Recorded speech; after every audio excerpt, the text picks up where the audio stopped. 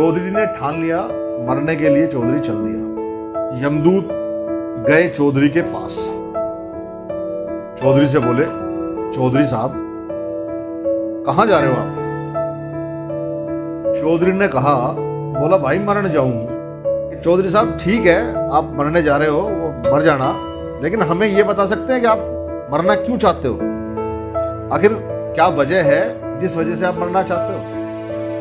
चौधरी ने कहा कि देख भाई, मैं घना कर्जे में आ गया और फसल भी खराब हो गई, और जिनका कर्जा है वे घर पे चक्कर काटने लग रहे हैं, और भाई बेइज्जती बर्दाश्त होती नहीं कतई, इसलिए मैंने आत्महत्या करनी पड़ेगी। तू बावड़ा ना हो मेरे चक्कर में, तू अपने घर में जा, मैंने तो आज मरना ही है। आप मेरी इतनी बात मान लो कि आप आत्महत्या मत करो, मरो मत, आप वापस अपने घर चले जाओ और आपका कर्जा इससे उतर जाएगा। आप जिसका भी इलाज करोगे उससे कुछ भी थोड़ी बहुत फीस लेके अपना कर्जा उतार सकते हो।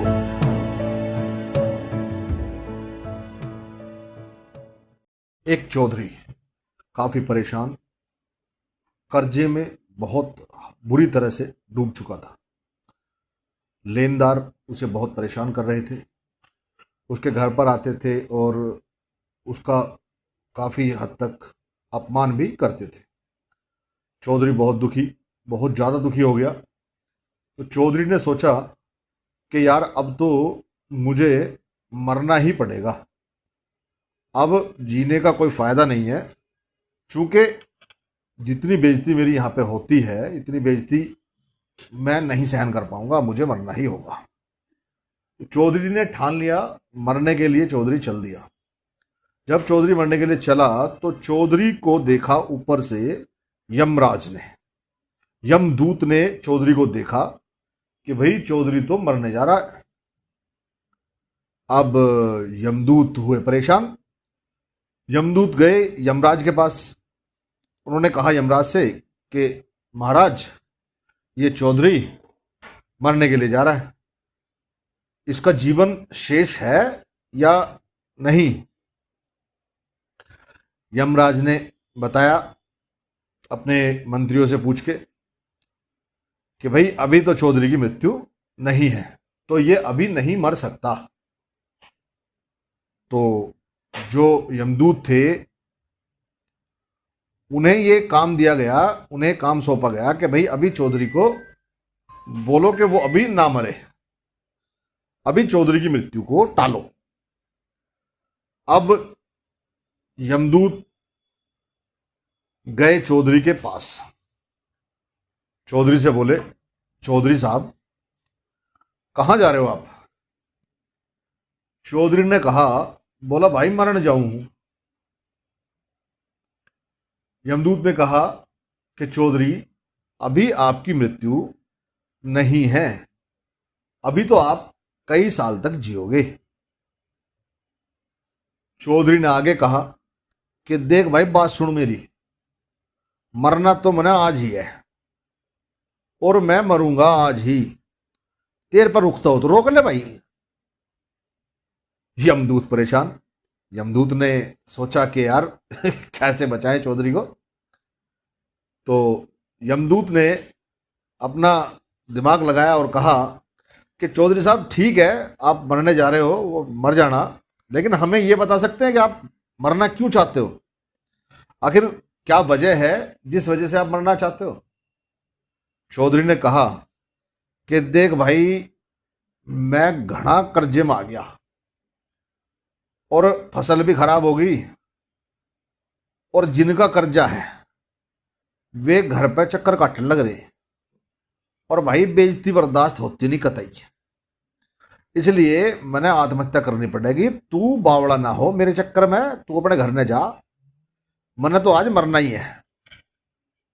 बोला अच्छा चौधरी साहब एक बात बताओ, अगर आपकी समस्या दूर कर दें, आपका जो कर्जा यो उतर जाए, तो क्या फिर भी आप मरोगे?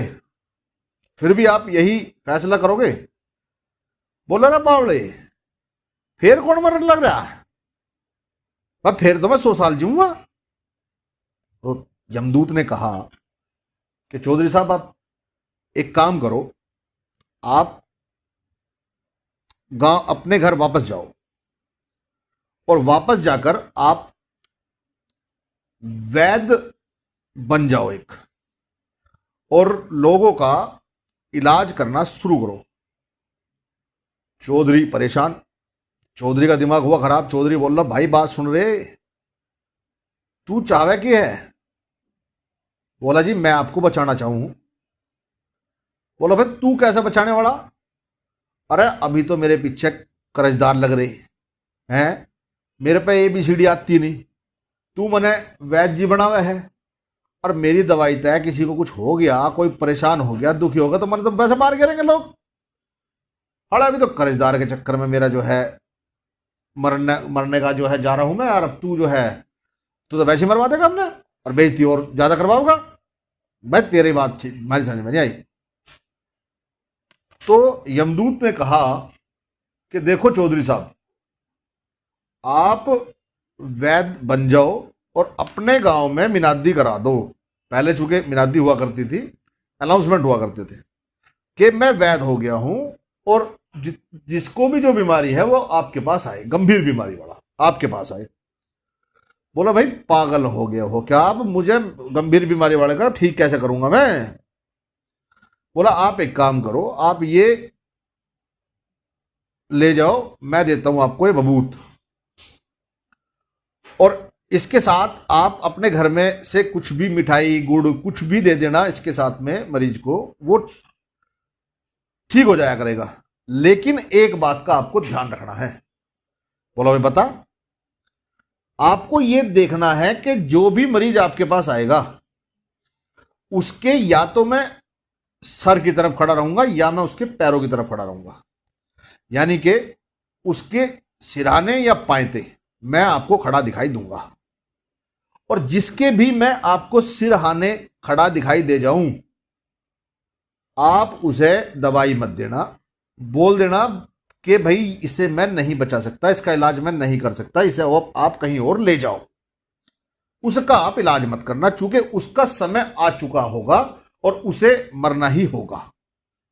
लेकिन जिसके मैं पैरों तरफ आपको खड़ा दिखाई दे जाऊं, आप उसे इस बबूत के साथ अपने घर में रखा कुछ भी दे देंगे खाने के लिए, गुड़ या मिठाई कुछ भी आप दे देंगे तो वो ठीक हो जाएगा। ये मैं आपसे वादा करता हूं। आप मेरी इतनी बात मान लो कि आप आत्महत्या मत करो, मरो मत, आप वापस अपने घर चले जाओ और आपका कर्जा इससे उतर जाएगा। आप जिसका भी इलाज करोगे उससे कुछ भी थोड़ी बहुत फीस लेके अपना कर्जा उतार सकते हो। चौधरी बोला, भाई बात तो तेरी में दम है, पर देख ले यार, कदे कुपत ना हो जा। बोला, नहीं चौधरी साहब कुछ नहीं होगा, आप भरोसा करें, आप अपने घर जाएं। चौधरी ने उसकी बात पे विश्वास किया और अपने घर आ गया। और घर आके पहले गांव में मिनादी किया करते थे, तो उस चौधरी ने मिनादी करा दी। जब मिनादी करा दी तो जिसको भी बीमारी है, वो होता क्या है हमारे समाज में कि अगर कोई बीमार है तो उसको कहीं से कुछ भी थोड़ी बहुत भी उम्मीद दिखाई दे रही है तो वहां वो चला जाता है। तो चौधरी के पास लोग जाना आना शुरू हो गए, और चौधरी जिसका भी इलाज कर दे वो तो ठीक हो जाए, और जिसका चौधरी इलाज से मना कर दे वो व्यक्ति कहीं भी ले जाए उसे, वो ना बचे। तो कुछ ही दिनों में चौधरी बहुत फेमस हो गया। अब चौधरी फेमस हो गया, चौधरी का कर्जा भी उतर गया, चौधरी का अच्छा मकान बन गया, सब कुछ हो गया बढ़िया। तो चौधरी दोपहर को, चूंकि सुबह और शाम का समय रखता था चौधरी मरीजों को देखने का, दोपहर के समय अपने पेड़ की छांव में चौधरी आराम से सोए हुए थे। तो सोते सोते चौधरी साहब की आंखें खुली। आंखें खुली तो उन्होंने देखा कि उनके सिर की तरफ यमदूत खड़े हैं। यमदूत जी आके उनकी सर की तरफ खड़े हो गए। अब चौधरी ने जैसे देखा, चौधरी ने सोचा, चौधरी ने दिमाग लगाया कि भाई अब तो चौधरी साहब तुम्हारा समय आ गया। अब चौधरी यमदूत की तरफ तो कर लिए पैर, और पायदे की तरफ कर लिया सिर, यानी कि खाट पे घूम गए। अब ऐसा ही काफी देर तक चलता रहा। यमदूत सिर की तरफ आने का प्रयास करता रहा, लेकिन चौधरी ने उन्हें सिर की तरफ नहीं आने दिया। यमदूत बोले, परेशान हो गया, बोला चौधरी साहब काबू में नहीं आओगे, मैंने आपको ये राज बता रखा है, इसलिए आप मेरे काबू में नहीं आ रहे। बोला भाई कतई नहीं आऊं, अब तो कर्जा भी उतर गया, अब तो मैं अच्छे से अपने घर में अच्छा टाइम काट रहा हूं, अब तेरे मेरी क्या जरूरत है यार, अब मैंने तू यहां रहने दे, तेरे काबू में नहीं आता मैं, अब जा। यमदूत हंसा और हंस के बोला ठीक है चौधरी साहब कल बताएंगे। अब कल वही टाइम दोपहर का, चौधरी साहब अपना खा पी के दोपहर में पेड़ के नीचे सो रहे। अब सोते सोते में फिर चौधरी साहब की आंख खुली, चौधरी साहब ने देखा पायतों की तरफ यमदूत खड़े हैं, उनके पैरों की तरफ। तो चौधरी बोला है ये तो पैंते की तरफ आ गए। चौधरी ने जैसे ही नाड़ घुमाई तो चौधरी ने देखा कि एक सिरहाने की तरफ भी खड़ा है, यानी कि यमदूत दो बन के आए थे, एक पैंते की तरफ खड़े हो गए, एक सिरहाने की तरफ खड़े हो गए। अब चौधरी की तरफ को यमदूत हंसने लगे, बोला चौधरी अब कहां जाओगे। यमदूत को हंसता देख चौधरी खाट पे आडा हो गया। आडा मैं आपको बताऊं कि आडा मतलब पैर सीधे ना करके आडा लेट जाना। तो चौधरी ने फिर भी यमदूत को सर की तरफ नहीं आने ने दिया। अब जब ये सब कुछ हो रहा था तो चौधरी के घर के लोग, उसके बीवी बच्चे और आस पड़ोस के लोग उसे देख रहे थे। अब चूंकि यमदूत तो सबको दिखाई दे नहीं रहे, अब सबको तो चौधरी साहब की उछल कूद दिखाई दे रही है, तो लोग बड़े परेशान कि यार चौधरी साहब को ये क्या हो गया, चौधरी साहब का तो शायद दिमाग चल गया, पागल हो गए चौधरी साहब। अब यमदूत भी जब काफी संघर्ष करने के बावजूद सर की तरफ नहीं आ पाए, तो यमदूत ने भी कहा कि चौधरी साहब कल बताएंगे। तो चौधरी साहब भी बोला ठीक है भाई कल भी देखेंगे। अब क्या होता है कल दोस्तों, कल जो यमदूत हैं वो 4 की संख्या में आते हैं और 4 की संख्या में आके चारपाई के चारों तरफ खड़े हो जाते हैं। अब चौधरी के पास कोई रास्ता नहीं, अब चौधरी खाट पे करे तो करे क्या। अब समस्या ये थी, समय वही था रोज का, 3 दिन से वही समय पे यमदूत आते थे, वही समय पे काम होता, तो घर वाले भी बड़े उत्सुकता से उस समय का इंतजार करते थे और देखते थे कि आज चौधरी क्या करेगा।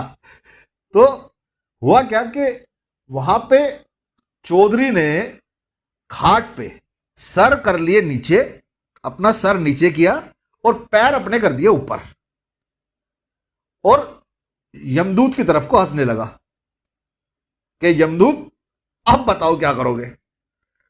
तो इतने में चौधरी के जब घर वालों ने देखा कि भाई अभी तक तो चौधरी साहब इधर उधर कोई घूम रहे थे, अब चौधरी साहब के पैर ही ऊपर हो गए, तो जो उन्होंने सबने पकड़ के, उसके बच्चों ने, बीवी ने, उसके जितना परिवार था उन सबने पकड़ के चौधरी साहब को खाट से बांध दिया कि चौधरी साहब का तो दिमाग चल गया है और चौधरी साहब उल्टी सीधी हरकतें कर रहे हैं, इसलिए उन्हें खाट से बांध दिया।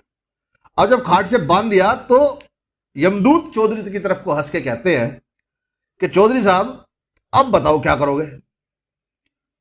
तो चौधरी साहब काफी दुखी मन से बोले रे बावड़े कब मैं तेरे आता को नहीं, ये तो घर वालों ने फंसा दिया।